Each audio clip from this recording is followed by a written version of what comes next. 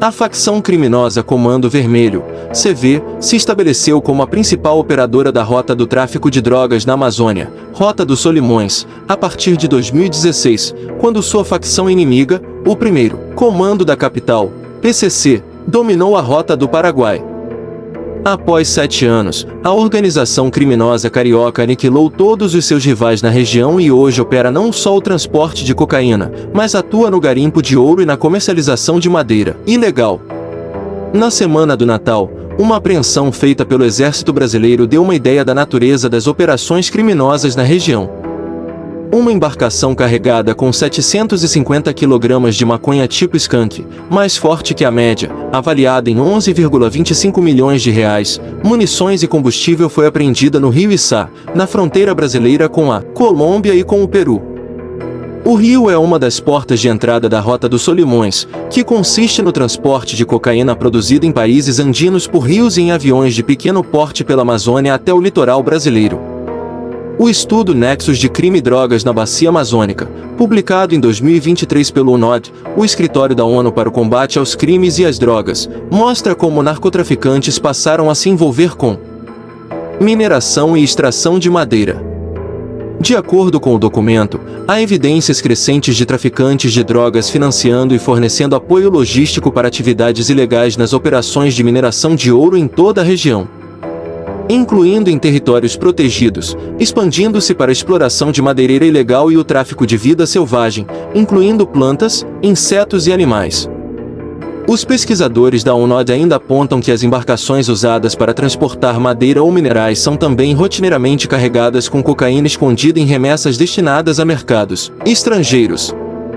Esses tipos de atividades ilícitas são frequentemente acompanhados por crimes convergentes, que vão desde suborno, extorsão, fraude e lavagem de dinheiro, a homicídio, agressão violenta, violência sexual e violência forçada.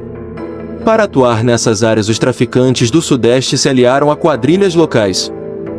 O Comando Vermelho atua principalmente no estado do Amazonas e o primeiro comando da capital tem operações em Roraima e Rondônia.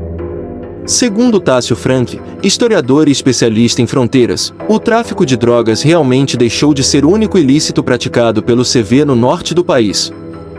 Na última década, essas facções criminosas descobriram o garimpo ilegal, observa o pesquisador. Frank é coordenador do projeto de pesquisa acadêmica Defesa Nacional, Fronteiras e Migrações, Procad Defesa, MD-CAPES, financiado pelo Ministério da Defesa e que, há 4 anos, pesquisa os crimes transnacionais nas fronteiras do Brasil, dentre outros temas. Ele explica ainda que a taxa que se consegue lavando o ativo da cocaína com ouro é muito melhor do que qualquer outra atividade com que se lave o dinheiro.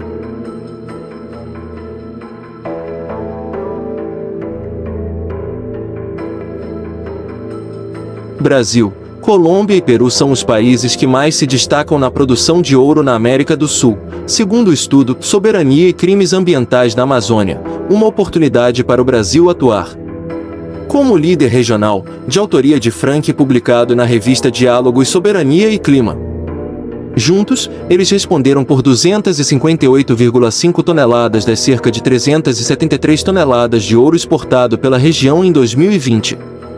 Canadá, Suíça e Estados Unidos são os principais compradores, respondendo pela importação de, aproximadamente, 247 toneladas no mesmo ano. Já em 2022, eles foram responsáveis pela importação de 412,5 das 567,6 toneladas de ouro exportadas pelos países amazônicos, de acordo com dados das Nações Unidas, CONTRAD 2020-2022. Brechas na legislação fazem com que seja relativamente fácil legalizar e exportar ouro extraído ilegalmente de garimpos na Amazônia. Assim, ao operar na região, o CV e outras facções brasileiras descobriram que a comercialização do ouro facilita a lavagem de dinheiro do tráfico de cocaína. Tássio Frank afirma que o comércio ilegal de ouro é uma das formas mais simples de lavar o dinheiro do tráfico e que, inclusive, grupos criminosos de outros países se utilizam da mesma tática. Tanto garimpos legais quanto ilegais participam do esquema, pois não há um sistema robusto de rastreamento do metal precioso no país. O especialista explica que, em alguns casos, os traficantes de drogas chegaram a assumir o total controle de minas de ouro. A Rota das Solimões vem também crescendo de importância para o crime organizado por causa de um aumento mundial na demanda por cocaína, que teria ocorrido a partir da pandemia de Covid-19. O crescimento no consumo e, portanto, na oferta de drogas, foi reportado pelo Relatório Mundial sobre Drogas de 2023, publicado pelo Escritório das Nações Unidas sobre Drogas e Crimes, UNODC. Em 2021, o consumo de entorpecentes cresceu 23% em todo o mundo, na comparação com 2011, chegando a 296 milhões de pessoas. Em 2020, também segundo dados da UNODC, o aumento foi de 26% em relação aos 10 anos anteriores. O ano de 2020 viu um recorde histórico na produção mundial de cocaína, quando foram produzidas 982 toneladas, segundo o relatório global sobre a cocaína de 2023, da UNODC. Frank afirma que, apesar do crescimento constante nos últimos anos, houve um aumento do consumo, principalmente após a pandemia. E onde a demanda, a oferta, explica o especialista. Na Amazônia, o caminho para o escoamento do ouro e da madeira ilegais, bem como de drogas, é o mesmo. A droga produzida em países como Peru e Colômbia são transportadas pelos rios amazônicos, no trajeto que ficou conhecido como Rota dos Solimões. A outra saída seria a costa peruana, mas, para tanto, é preciso atravessar os Andes e enviar a droga pelo Oceano Pacífico. Deste modo, a droga que sai desses países sul-americanos com destino à Europa segue pelo rio Solimões até Manaus ou até portos que ficam na foz do rio Amazonas, como os de Macapá e Belém. De lá, a droga segue para o litoral do Nordeste e para o Sudeste. Uma parte da cocaína é destinada ao consumo de dentro do Brasil. Mas os maiores lucros dos traficantes são a exportação do entorpecente em larga escala por meio de navios para a Europa e para a África. Como a Rota dos Solimões é toda feita por meio dos rios que entremeiam a selva, é necessário que o trajeto seja realizado por pessoas experientes, com conhecimento da geografia e hidrografia locais. Ou ainda por meio de pilotos dispostos a pousar pequenas aeronaves em pistas clandestinas no meio da selva.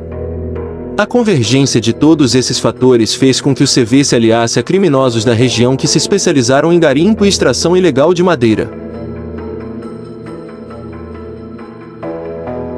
A vigilância das áreas de fronteira da Amazônia é responsabilidade da Polícia Federal, das polícias militares e das Forças Armadas.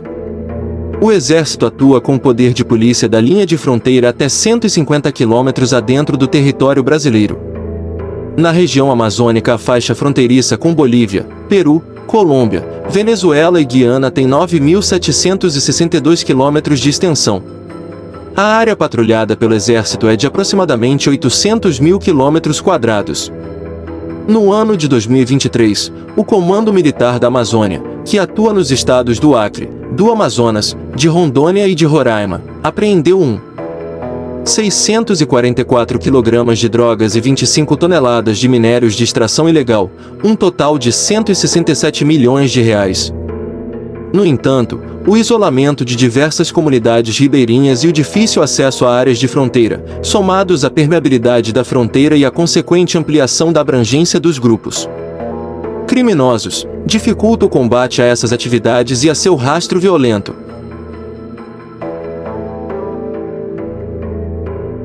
O procurador do Ministério Público de São Paulo, MPSP, Márcio Sérgio Cristino afirma que o CV precisou migrar para a região norte do país quando o PCC dominou do tráfico da cocaína produzida na Bolívia, que entra no Brasil pela rota do Paraguai a partir de 2016.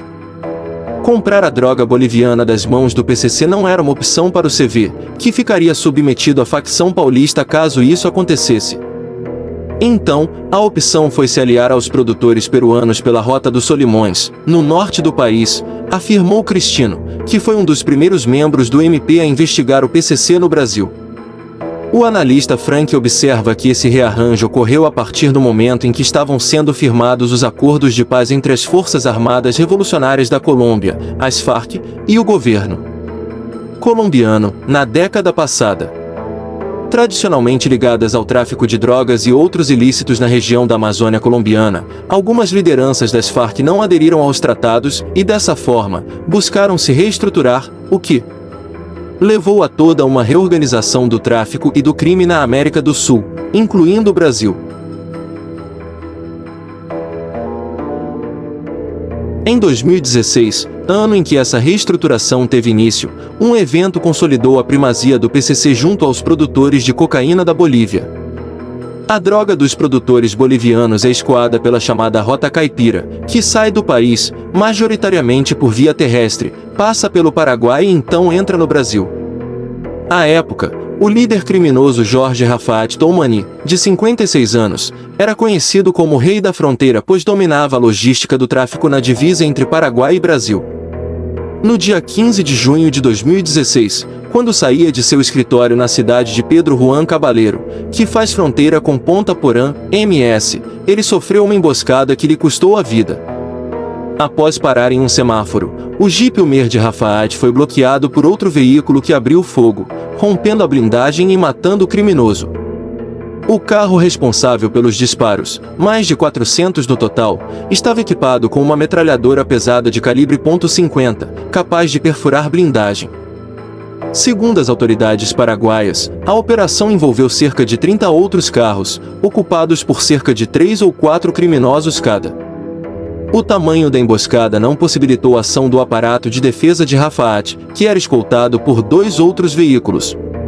Seus seguranças trocaram tiros com os atacantes, mas tiveram que fugir.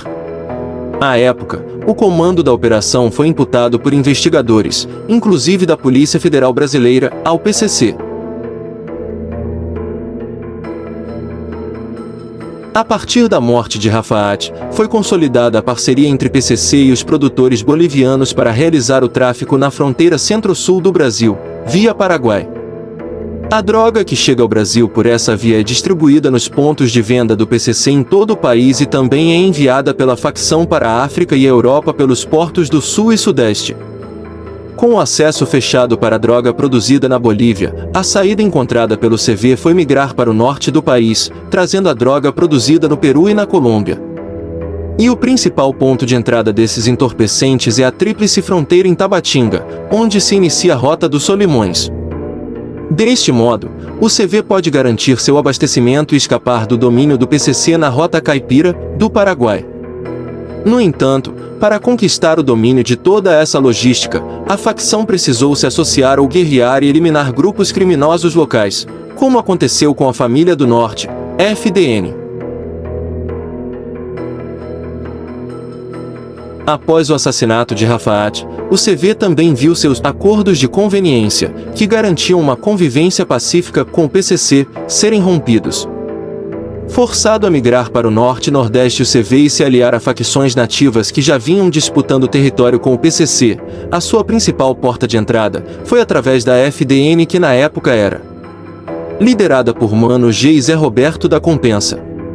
Mano G teria sido o maior responsável por se aliar ao CV, porque ele teria feito acordos em presídio federal com lideranças da facção carioca.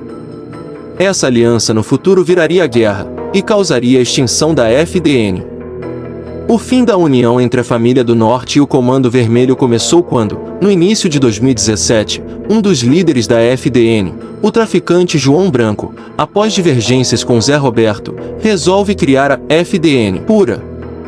Segundo informações de uma fonte que preferiu não se identificar, João Branco queria ser dono de uma só facção, mas acabou sendo forçado a se juntar ao Comando Vermelho, devido ao contato do grupo carioca com as rotas do tráfico de drogas da Colômbia. Por conta disso, a ideia da FDN Pura acabou sendo abandonada e seus membros foram integrados ao CV. Guerras em presídios, ataques e retaliações nas ruas entre os dois grupos se acentuaram a partir de 2017. O aumento da taxa de homicídios no Amazonas oferece uma ideia da letalidade dos conflitos gerados. Entre 2016 e 2021, houve crescimento de 17,1% na taxa de homicídios por 100 mil habitantes, que saiu de 36,3 e chegou a 42,5 no final do período analisado. Os dados são do Atlas da Violência 2023, lançado pelo Instituto de Pesquisa Econômica Aplicada, IPEA. O racha entre Zé Roberto e João Branco causou o segundo maior massacre da história do Amazonas, quando em maio de 2019, 55 presos do sistema prisional amazonense foram executados. Os detentos estariam no meio da divisão interna que a FDN estava passando. Mas foi somente em 2020 que o CV conseguiu estabelecer seu domínio no Amazonas, suplantando a FDN.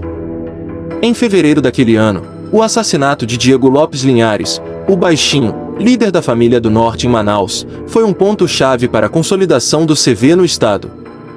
O traficante foi baleado dentro de um carro com 6 tiros por 2 homens em uma motocicleta. Resgatado com vida, ele acabou morrendo em decorrência dos ferimentos em um hospital de Manaus. No muro ao lado do local onde o crime ocorreu, a sigla CV foi pichada em vermelho. Segundo registros de jornais manauaras, na noite em que o crime foi cometido, houve queima de fogos de artifício nos bairros comandados pelo CV. Deste modo, assim como o assassinato de Rafat consolidou o domínio do PCC para o tráfico da cocaína que vem da Bolívia, passando pelo Paraguai, o de Baixinho marcou o ponto em que o Comando Vermelho assumiu o controle do tráfico em Manaus, consequentemente, na Rota dos Solimões.